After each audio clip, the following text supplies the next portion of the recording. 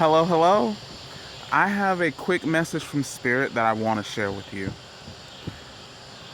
I have not been diagnosed per se with clinical depression. I have spoken to nurse practitioners who have had me take tests, and in my situation, they said, yes, you do suffer, you deal with depression. So I don't know if it's clinical, but I deal with it, and I take medication for it. This medication is new. Before I started taking medication, I had to self-heal. I won't say self-medicate, but I had to heal. This healing often meant not fighting my depression, my sorrow, my apathy, my disdain, whatever I was feeling. I had to embrace it. I had to embrace it and sit with it.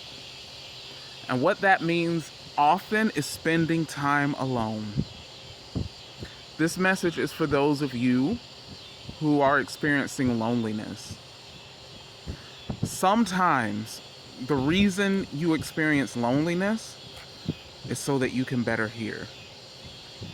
So that you can better hear your body, so that you can better hear your mind, so you can better hear your spirit.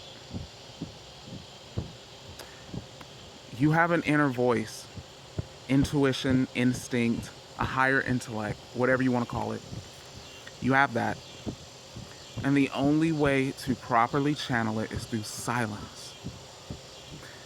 Now, that doesn't always mean audible silence. That can mean just mental silence. But the best way to make silence happen is solitude. Now, there's another word that we use other than solitude, and that's isolation. If that word has a negative connotation, then do not use it. Try solitude. You have to be solitary for a while.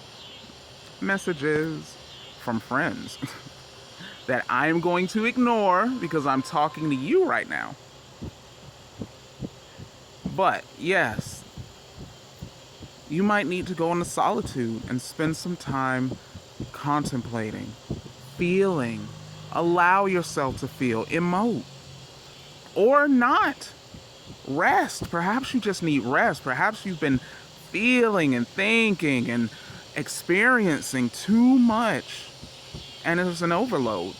And now you can't hear the voice that's going to guide you forward through it all. That's okay. Life does that. You don't just shut off the voice.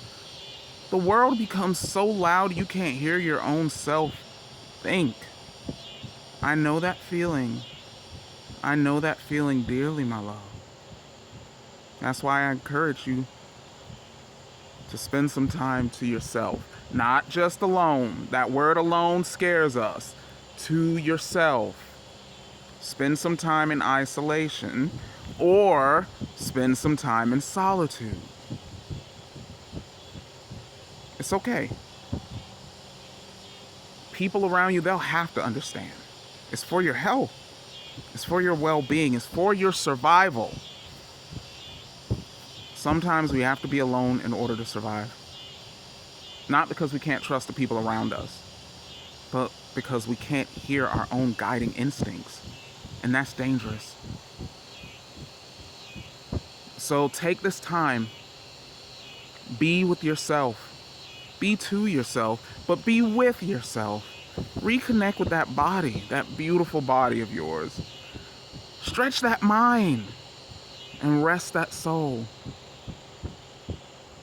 Your inner voice will grow so loudly, you won't be able to ignore it. And that's the point.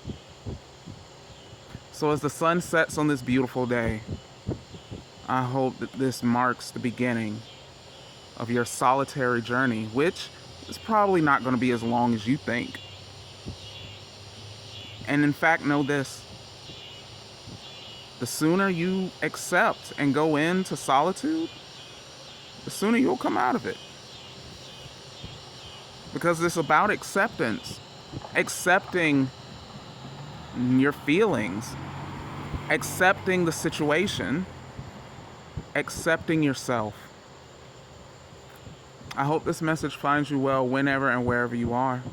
And if you need anything, let me know. I'm a tarot reader. I can help you. There's tarot readers out there. They will help you. Someone. I'm also a transformational life coach. And my transformational mission is to take you from self-exploration to self-actualization through story-based role-playing. So perhaps if you are really tired of spending time alone, if you're really tired of the isolation and the solitude, perhaps it's time for a little story time. Perhaps it's time for you to reawaken that imagination. In fact, I can almost promise you that in this time to yourself, your imagination might be the greatest tool you have. It's your gift. I wish you luck as you go forward. Good luck on your journey. Blessed be, my friends. And I love you.